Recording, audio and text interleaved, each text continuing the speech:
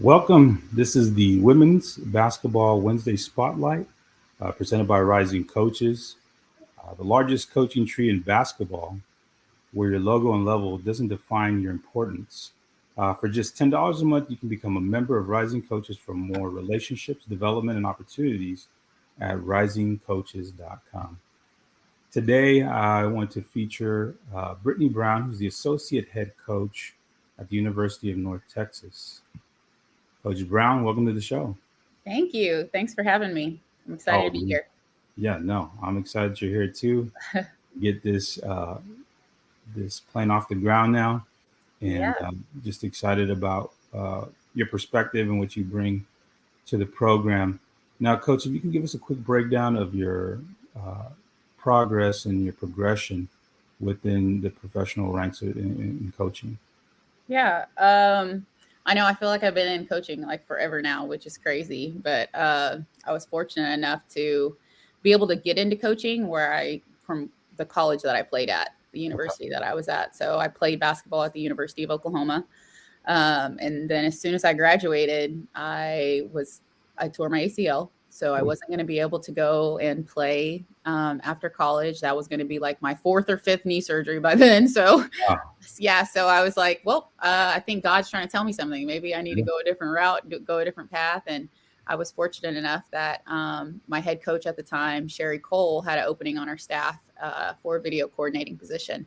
And so that's kind of like where it took off. I didn't know what I was getting myself into at the time, and but it was truly a blessing. One of my best friends now, his name is Fred Castro. He's the head coach at Eastern Michigan. He had just left the position, and so I was able to step in that position as soon as I graduated, and I dove headfirst into that position and was able to learn a lot in that first year. I'll never forget walking into my office and seeing like a ton of sticky notes on my desk, like, this is your to-do list for today. And I was thinking, what did I get myself into?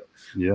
But it was just like a blessing truly to be able to learn from Coach Cole and the rest of the staff there. And I was able to be in like all the ins and outs of everything, all of the meetings, learning every day in practice, and being able to learn how to really put a scout together and how to break down film for players. And, I believe that whenever you can do that, when you can like get your feet wet and like a little bit of everything, whenever you're that young, it's going to help you grow whenever you're later in your career. And so I was there for a couple of years, and then I went to the University of Tulsa.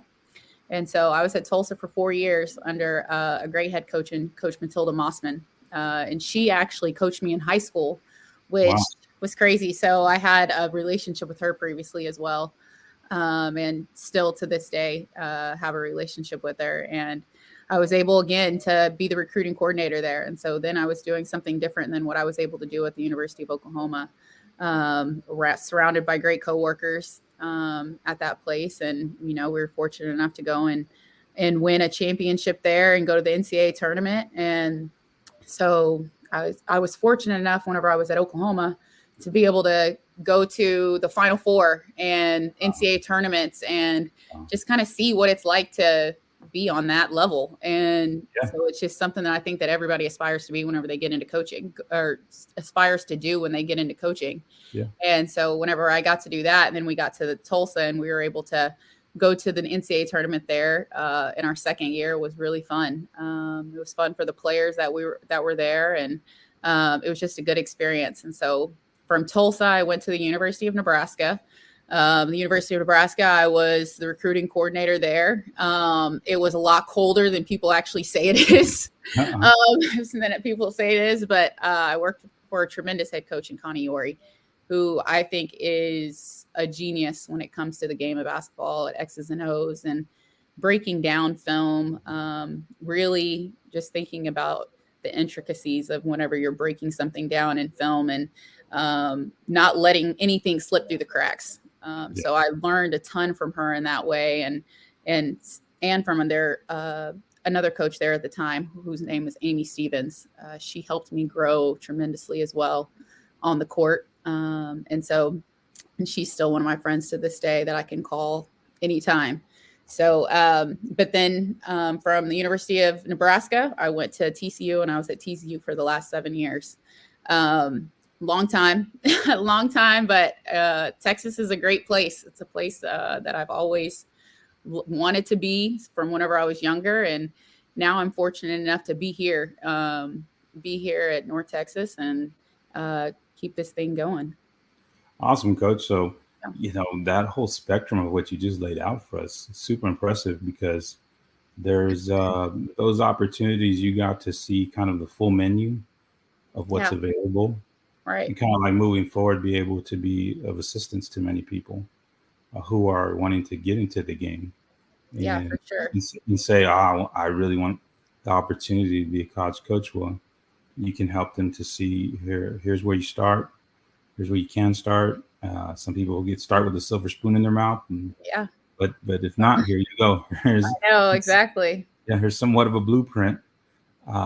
But that's so helpful in mentoring others. Now, for yourself, how important is the role of mentorship?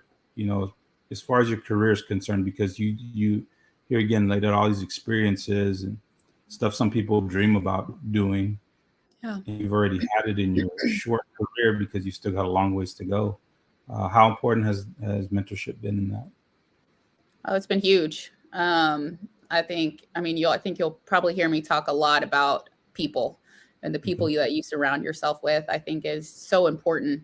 Yeah. And I mean, those people you surround yourself with help shape and mold you every single day. And I've been fortunate enough to work under some great head coaches, work Mhm. with some great people, and then also just learn from people that haven't been in my coaching tree as well. And I think whenever you can have that, when you can have people that you can call on, and just be a sponge and be able to learn. And sometimes you're going to learn what you want to do. Sometimes you're going to learn what you don't want to do. And I Right. think it's important to learn both. You got to be able to kind of figure out where your niche is and where you want to be in this coaching world. And I'm lucky enough that, I mean, I talked about Sherry Cole a second ago, because that's kind of how I got into coaching, but I can pick up the phone right now and call her and say, hey, what do you think about this? What do you think about that? Um, and not everybody has that. I know that they don't. And so I don't take it for granted. But I just think it's important to be able to keep that in this profession and be able to reach out to people, to people that you know and you don't know. And not just for me to get that mentorship from other people, but also to have people that I'm mentoring as well. I think you can learn just as much from people when you're mentoring them as well. And so I think that that's important, just to kind of keep it going. And Yeah. I'm just so thankful for the relationships that I've been able to build. And it's truly a blessing to be able to be in the position that I am right now. Yeah, relationships are everything in the business, coach, Yeah, in the they are. profession, and in life. I mean, Yeah, it's all kind of interwoven, yeah, and when you can do all those things, you're not only going to have a successful career, but you're going to have a successful life for sure. from the perspective of you're a good person. You Yeah. knew how to connect with people. Hmm. Or, I mean, because some of it is transactional, Yeah, but when you can learn to kind of bring in the transformational as well, like you're talking for about, sure. being able to pick up the phone and call somebody that Hmm. has the knowledge and the insight to where you want to go and has been where Yeah, you've been. And so that's fantastic, coach. Now, being the associate head coach at North Texas, Coach Burton there, great guy. yeah, he Like him a is. lot. Yes, on my shows. And just high powered staff now that you guys have. What does that Yeah. mean to you to be the associate head coach there in North Texas? Oh, man, I'm just so thankful. I'm thankful to be in the position that I am right now. And I've known Jason for a long time. I think it's been over 10 years now that I've known him. And I've been able to kind of watch his programs from afar. And I mean, I went to one of his games in the tournament one time just because, we've been so close for so long. And so it's a blessing to be alongside him now. And it's not just because, like, I think he's a great coach, but he's a great person.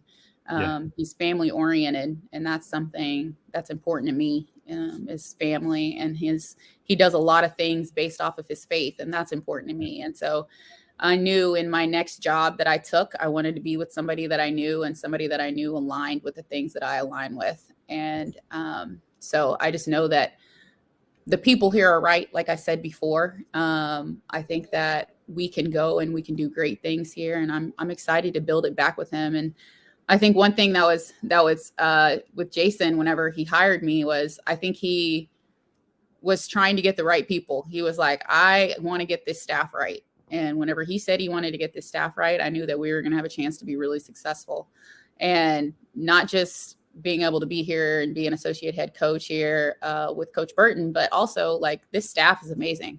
The people that I get to come in and work with every single day, like they're great. I remember texting Jason and one day, and I was like, man, I love our staff. Our staff is great. And he was like, what made you say that? and I was just like, man, I was just thinking about it. Like, I left work today and I was just thinking, like, we have a chance to be special. Like, when you have a great staff in place and you have people that care about the right things and they're aligned with the same vision that you're aligned with, like, you can do great things. And I feel that with this staff. And then, I mean, the wins come with that. Right recruits and the right people come with that. The right families come with that. And that starts with Jason. That starts with him and his leadership and bringing the right people in here. So I'm excited to see what the future holds for it. Yeah, you were in your good feels, Coach. I know. You were in your good feels. You were in your feels, like listening to some depressing music. You were in your good feels. Right. That's exactly what you do. Yes. I love the word you're using, alignment, because it's so important when you're aligning yourself with the vision, right? Because that's what it is. And then a mission. Right. And then the people that you have around you can value them, because that's important for your, I guess, your work-life balance, because work's going to take over. Oh, yeah. And especially in this profession, but also to understand, like, the quality of life you're going to have is going to be much better. You're around people you like. So, I mean, no question. Alignment, huge word for those watching and listening. Like, you have to align yourself with people who are of like-minded, ideas. And you don't have to think the same or be robots, but definitely try to align yourself with people who have the same values and goals that you have. And then with people who can help you achieve the goals you have as well. Right. That's also important.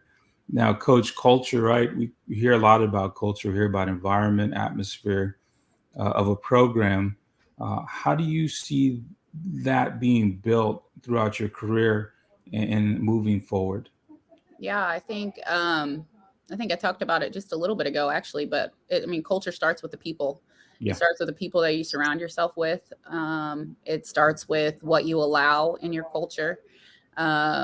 When the people are right and people buy into a vision of what you want in a program, and when you focus on relationships and you show up for each other in the right way, like the energy and vibes, those things have to be right every single day. And I tell people all the time, like, and I've done a few different talks with people, and I've been lucky enough to do like a leadership program that deals a lot with culture. Nice. And building the right culture and building leaders, self leadership, team leadership, focusing on a championship culture. And I just think whenever you're walking into a room, how do people experience you? And I think if you walk into a room and you're like, oh, what's up?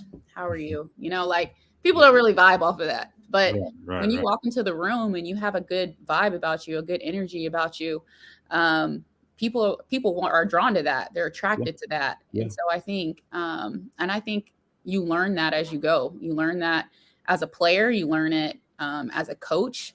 And I think it's something important to ask yourself. Like, I even ask myself sometimes, like, how are people experiencing me right now? Like, nobody cares if you're tired. Nobody cares if you had a bad night or a bad morning or you didn't get a workout in. Like, nobody cares about those things. So, like, just make sure people are experiencing you the right way. Yeah. And I think when people have a mindset to bring their full self and have 110% buy-in, like, to what the culture should look like, what it's supposed to look like and feel like every single day, that's how you build a culture. And you build it with the right people that are bought into the right vision and the same vision of the program. Right, because you're going to build a culture one way or the other, Oh yeah. Oh whether you're yeah. intentional about it or not. I mean, Yeah. whether you're fully aware Yeah. or not, it's going to happen. So yeah, I like what you're saying about just how are people experiencing you. That's big time because that's we're so self absorbed sometimes, right? We're just looking at ourselves Oh yeah. and about, oh god, they hurt me, they offended me, that Uh-huh. I didn't really vibe with that. I didn't. What's everybody's experience with you, right? Because it's everybody else, right? And, Yes, always. It's always like, oh dang, it was that person for yeah, sure. But then self-awareness is huge. it's It is key. it's a huge thing. And Yeah. yeah, it's Along with empathy, you yeah, know, it it'll is. it'll help you play the long game. Mm-hmm. 'Cause most people don't. They want instant gratification for whatever that's worth. You know, Yes. it's not worth much, honestly. Exactly. So Exactly. And I think it's too important, like, just to think like the that everybody is like doing things with good intention. right, I think everybody's trying to do the right thing, and there's always like this intent versus impact that's going on. And I think when people are doing things with the right intention, you're mm, trying to do things with the right intention, is it having the same impact? And so gotcha. I think it's important for people in any team organization, whether it be in basketball or something else, like think that people are going to be doing things out of the goodness of their heart, and the right intentions. And I think that helps grow your culture in a positive way. Very much so, Coach. I like how you said that. Now, I call it the new world portal, right? Because it's just crazy. It's Yeah. so wild. So wild. Yeah. How do you and the staff look to kind of navigate through that? Because I think every coach is trying to figure out how do we do this, given the NIL as well. I mean, those two components right there have kind of changed everything. How, Yeah. how do you look at that and how do you view that as far as navigating through that? Yeah. I mean, yeah, you said it. It's been a huge topic over the last few years with both of those things, with the transfer portal and NIL. But it's here to stay. It's not going to go anywhere, And so I think people have to like dive right in and take it for a positive and use it the way that your program sees fit. Yeah. And I think it's important too to have a good mixture. Like we're here Mhm. in the DFW area with a Yeah. ton of great high school kids, Talent. Yeah. and there's so much talent in this area, and we want to take care of home first. We want to take Yeah. care of those players and get them here to North Texas, build relationships with the people in the state of Texas first. But there's always going to be an opportunity for you to go get somebody out of the transfer portal later that might fit your culture, might fit what you need. And you might need a shooting guard. You might need a post player that could really rebound. And that's something that you can go and find in the transfer portal late. And so, I mean, we look at it as an opportunity to, help our team grow. And I think some people can look at it as, oh man, all these people are going into the portal. But at the end of the day, you want people to feel like they have the right fit. And you want, I think people get who they're supposed to get, and people go where they're supposed to go. And we just want to be transparent in the recruiting process Yeah. with high school kids, with the recruits that are transferring in, about what exactly we need in our program. And we'll kind of go from there with that. Yeah, Coach, because the aspect of the whole transfer portal idea is that people don't really talk about is what about that kid who truly is not happy? Right. You get it from their parents' perspective, their guardian, whoever is, counseling them on a daily basis and having to hear about their experience that may not be the worst, but it's just not the right fit. Because I've always taught young people, hey, wherever you go, make sure it's the right fit, not perfect, but the right fit. And so I think that's an aspect of the portal world that people don't talk about enough. Yeah. Talk about the kind of they're not loyal, they got mad, they're hurt. Maybe it's just wasn't a good fit after all. Yeah. Maybe Yeah. it had nothing to do with playing time, had nothing to do with the coach-player relationship. It just wasn't a good fit. Maybe a degree plan wasn't working out. Right. Imagine that. And so I think there's so many different perspectives that we could take on that subject alone, that you really have to give the players a benefit of the doubt. Yes. You can't generalize them whatsoever. I mean, just not a cool thing to do, first of all. Second of all, it's being insensitive, and it's really stepping outside of trying to understand people. So, Yeah. I mean, so really, really good stuff, Coach, when you talk about the right fit and whatnot. Yeah. Now, given the success of the NCAA tournament this year on the women's side, I mean, everything was just like, wow, It was. so amazing, so life giving, I guess, too. You could say it breathed Oh new yeah. life into onto the women's side and the sport overall. Because the WNBA season comes up and everybody's like, let's go. Yeah. Give me more. They need their fix. Where do you think the game is headed now with that kind of momentum? Yeah, well, one, yeah, the NCAA tournament was awesome, and it was even cooler that it was right here in our backyard. Yeah. So that was fun to just kind of be a part of that. But I think the only way for it to go is up. Yeah. Like you talked about a little bit ago with the NIL, I think that is even huge. I think that's playing a part in who's watching women's basketball sometimes too. Yeah. And so, I think the talent level is really, really high right now, and there's only going to be better players that are coming in. And so I just think it's going to continue to grow. And we had more games televised this year than ever before. Yeah. And I think as long as we can keep on that same track, like the NCAA tournament is going to continue to grow and continue to be better and get more fans. I think, so many of the games were sold out this year, and that just hasn't really happened in years past. And so it's been fun to see. I know our arenas were sold out for the Final Four and the national championship, and there was so much hype behind that and publicity behind that, and people on Twitter talking about it. And sometimes it was good talk, sometimes it was bad talk, but people are talking about women's basketball, and not all the time were people talking about women's basketball. You're getting pubbed in the right way. And so I just think that's always a good thing for the sport.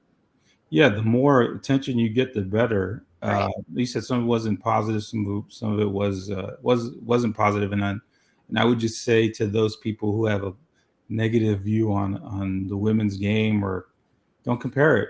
Enjoy it for what it is. Exactly. So with the men this and the women that, and cats, dogs, frogs, hogs, whatever. I mean, don't compare. Comparison is the thief of all joy. It is. It is. Because if we had to compare you and your life, you may not. Exactly. The scoreboard may not be in your favor. So exactly. just to say, enjoy for what it is. Like the only comparison that I'll end right now is Braun versus Michael. Like it's Michael. We all know. Everybody knows it's Michael. If they say it's not, I don't know if I can trust you. I can like you, but we can't be friends, at that point. But that's the only other comparison that I think people just need to put to rest. That's why I say don't compare. Yeah. Too many feelings get hurt. But going back to the women's game, something really important. I just think that enjoy it for what it is. Appreciate it for what it is. Yeah. Because there's 1,000 things that you can critique on the men's side. Oh yeah. I mean, so there's always something.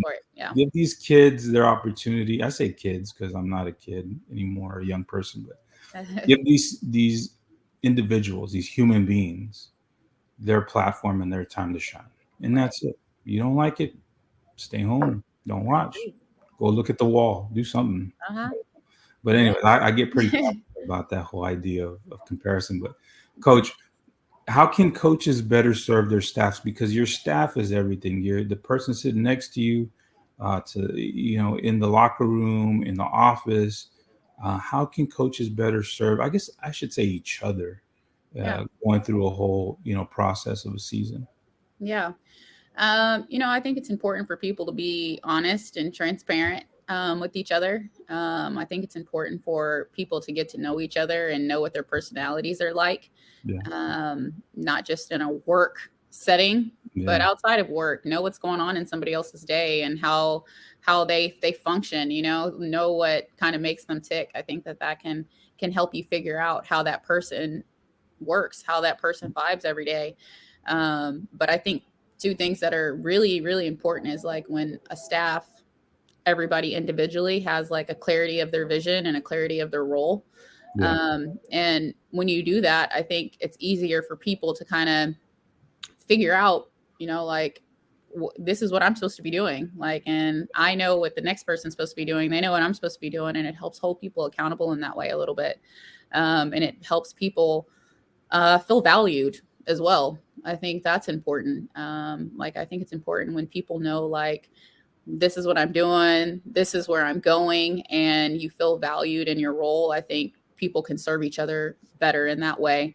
Um, but like I said, I just think people need to be really transparent, really honest. And I think that's how the best staffs work. And then just build relationships with each other. I know I said before, like, I've just been so appreciative of the staff that we have around us right now, just because everybody works extremely hard every single day. Everybody comes in with the right mindset, the right energy. And, you know, I don't take that for granted. I think it's important whenever you're coming to a place of work that you're probably here more than you're with your families, you know what I mean, on a daily basis. And so it's important to be around people that bring that kind of energy to your work day, that, you know, like, every day, this is what you're going to get. You're going to show up and be the same person every day. And some days you might be a little off. And so you're going to give, like, this is what my 100% looks like this day. But, you know, and it might be different. It might be different every single day, but you at least know, like, they're here with the right intentions, and everybody's here focusing on the same thing, bought into the same vision. That's great stuff, Coach. I like what you said about clarity. So important, so that you're not setting each other up for failure. Right. Yeah. That's usually what happens when communication ends or is stifled. Right. And nobody knows what their role is clearly. Yeah.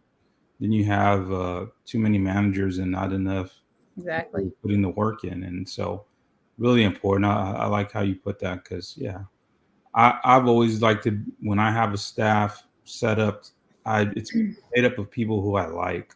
Oh yeah. and people people I can talk to.